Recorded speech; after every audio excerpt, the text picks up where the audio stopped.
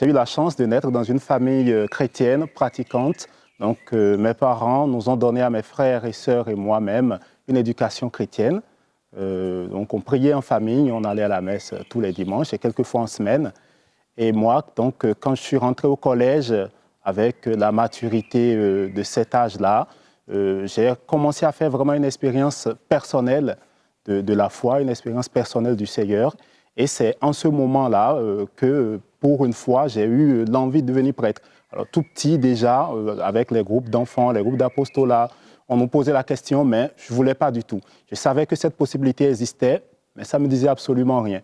Et donc, c'est en classe de 4e que, pour la première fois, le Seigneur m'a dit au cœur, je veux que tu deviennes prêtre. Bon, je me suis dit, bon, on va voir ce que ça donne.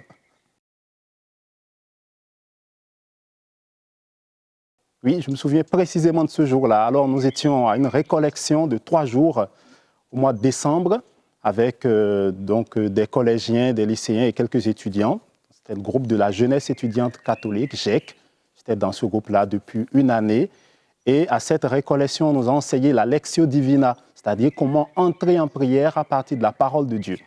Et donc, on nous a demandé de pratiquer l'enseignement reçu, donc de lire la parole, de choisir un passage biblique, de méditer, d'entrer en oraison, après, et qu'on pouvait donc se retrouver devant le Saint-Sacrement à la chapelle.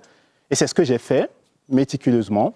Et donc, quand je me suis retrouvé devant le Saint-Sacrement, pour la première fois de toute ma vie, j'ai eu le sentiment qu'il y avait quelqu'un qui pouvait m'entendre et qui pouvait me parler.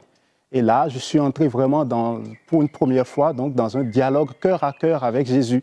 Et c'est en ce moment-là que j'ai ressenti, j'ai entendu cette parole que je n'avais jamais entendue et qui m'avait jamais effleuré l'esprit et que je rejetais d'ailleurs parce que la question se posait. Je savais que ma maman voulait que l'un de ses enfants devienne prêtre. J'avais un frère qui, tout petit, disait qu'il voulait devenir prêtre et je me disais, c'est parfait. Moi, je fais la chorale et lui, le prêtre.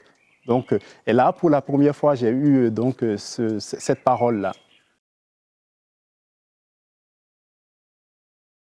Eh ben, je me suis dit, c'est bizarre.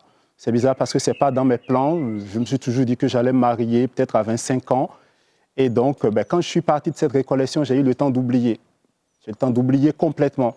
Et c'est revenu qu'au lycée, quand je suis entré en classe de première, dans un lycée catholique où il y avait plein de prêtres avec leur soutane.